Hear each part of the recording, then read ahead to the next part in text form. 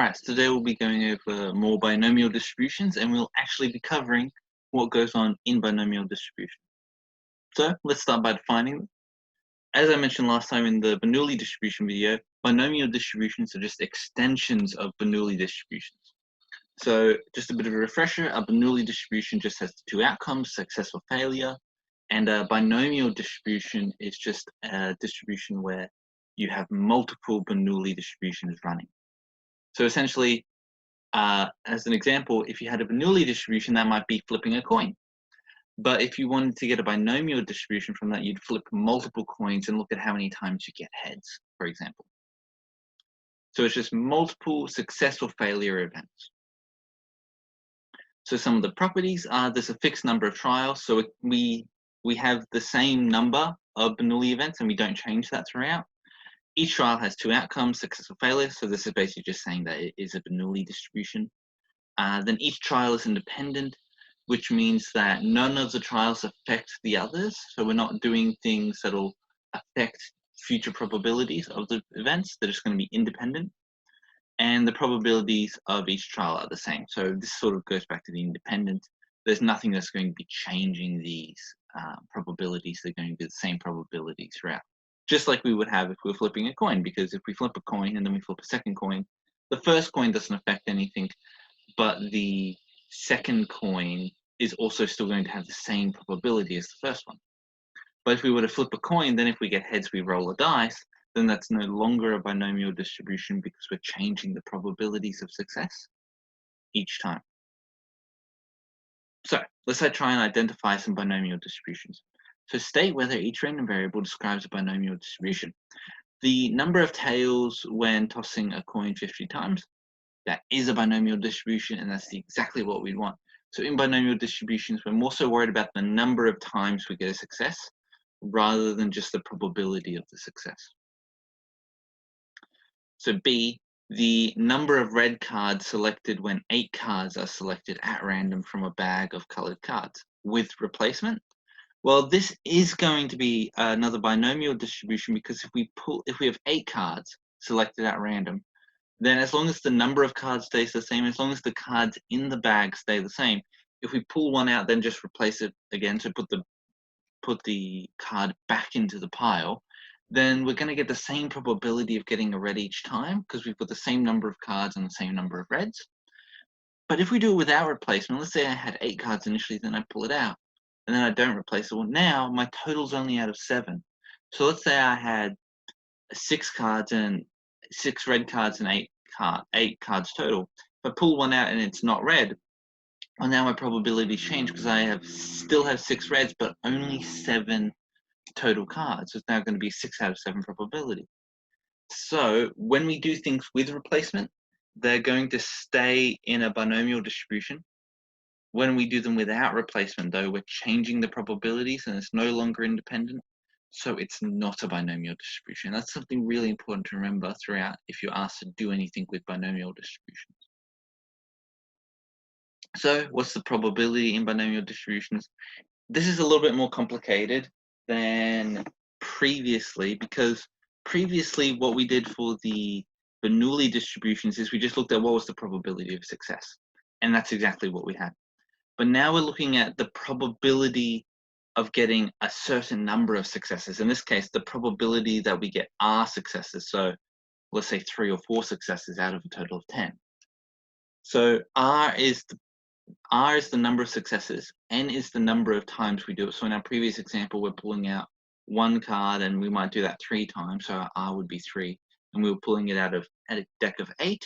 So then we have our N is equal to 8 because there's a total number of, mix that up actually.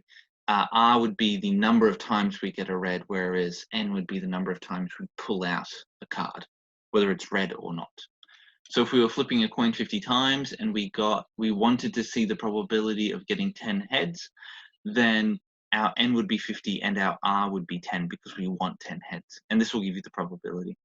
And this will change depending on your R, and it'll also change depending on your N and the probability of succeeding in an event. So this is our X is the random variable of the binomial distribution, and that's essentially it's the random variable for the number of successes you want. And this is sometimes written as x is given by bin, so binomial np, because those are the two variables. All right. So if I roll roll 5 standard dice in a game of Yahtzee, find the probability that I can roll 3 sixes. So in this case, our n is going to be 5 because we've got a total of 5 events, and our r is going to be 3 because we want 3 successes. And now we want to find the probability that I roll 3 sixes. Well, if we want sixes, then our probability of success, so let's just write some of this down. So our r is equal to 3 because we want 3 successes. Our n is equal to 5 because we're rolling 5 dice. And our p is going to be 1/6. Now I'm getting this because I want to roll a 6. So the probability of rolling a 6 on a standard dice is just 1 out of 6. You should already know that. It's not that bad. But so now we have to calculate the probability. And so we use the formula we just learned on the previous slides. So probability that a random variable is equal to r, so we get r successes, is given by n choose r, p to the r, bracket 1 minus p to the nr. Now with this formula, you just have to know it essentially. You don't have to worry so much about where it comes from. But if you've seen the binomial expansion formula, it's very much just that formula. And yeah. So moving on from here into our example, the probability that x is equal to 3 is equal to 5 choose 3, 1/6 to the power of 3, bracket 1 minus 1/6, so that'll be 5/6, and this will be 5 minus 3. Now you can simplify this. You could make this 5/6 and then 2 up here, and then you can just chuck all this into your calculator because you probably don't want to be doing this by hand, particularly with the 1/6 to the power of 3 and the 5 choose 3. But it's not that bad, relatively speaking, in that we actually get a fraction, and it is 125 over 3,888. So again, you're probably going to be doing that on your calculator anyway. So it's just a matter of knowing what is and isn't a binomial distribution, and then knowing the formula, which I believe is on the formula sheet, though it's important to check beforehand to make sure that it is. And if not, make sure you know it. And even if it is on the formula sheet, you should make sure you know how to use it, when to use it, and roughly what it looks like. That way you can easily find it on the formula sheet. Anyway, moving on to some more about binomial distributions. If we want the shape of a distribution, then when our probability is less than 0.5, it's going to be positively skewed. So if we were to draw it on our axes, if it's positively skewed, it looks something like this. So most of the values are down in the lower section. And then if we have our probability being equal to 0.5, it's going to be normal or symmetrical. So if it's equal to 0.5, then we're going to get it with this nice symmetrical shape in the middle. And when the probability is greater than 0.5, the distribution is negatively skewed. So when we get that, it's going to look like this.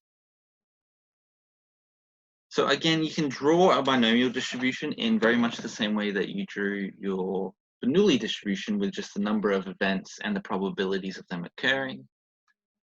And it'll just be the same thing. Obviously, binomial distributions are not continuous distributions, they're discrete.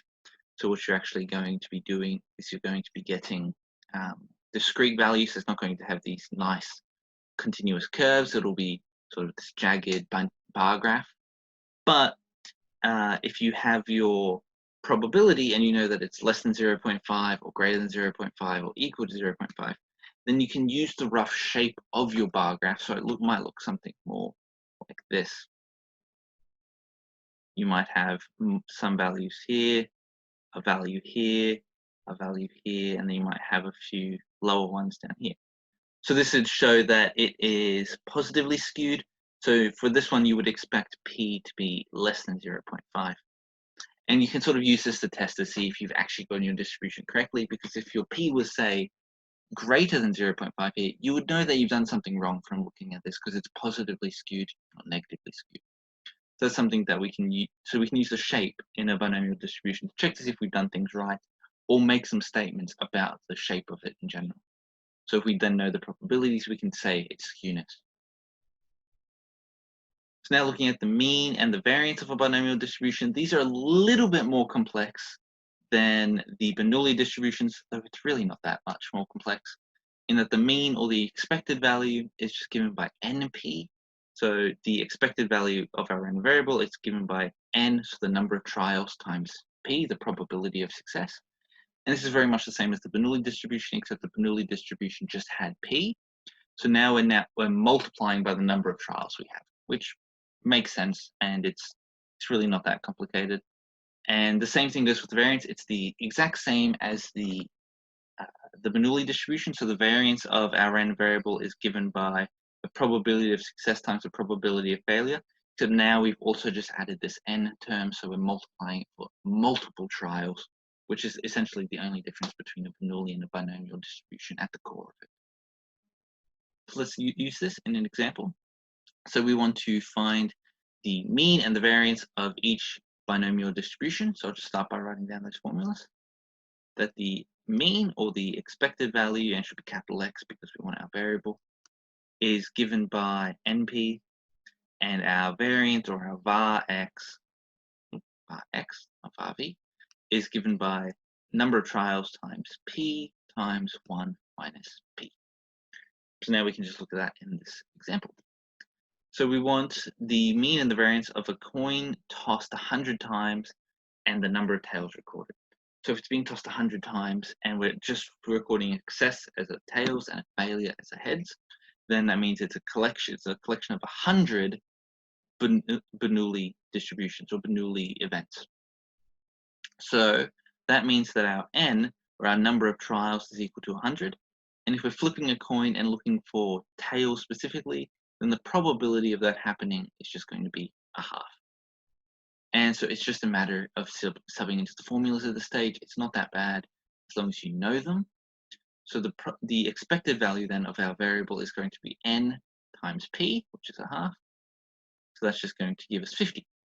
So we expect from this trial to get about 50 tails. Now, importantly about expected values, they aren't the actual values you get. For example, I could flip 100 coins and maybe I get 49 tails, not 50.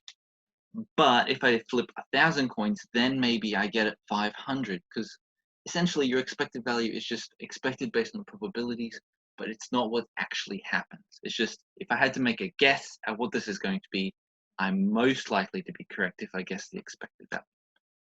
But again, this is means, so sometimes the expected value isn't even a value you can pick. So it's just sort of think of it more so as the average of the results. And the variance tells you how spread out your distribution is from the expected value. So if we look at this, then we have our n is 100, our p is a half, then 1 minus p, well, 1 minus a half is just a half, so this is also going to be times a half. So 100 times a half is 50, and halving that again is just going to give us 25. So our expected value here is 50, and our variance is 25. So what did we learn? We learned that a binomial distribution is just a collection of Bernoulli distributions, and that based on the probability, we can affect the skewness in the curve.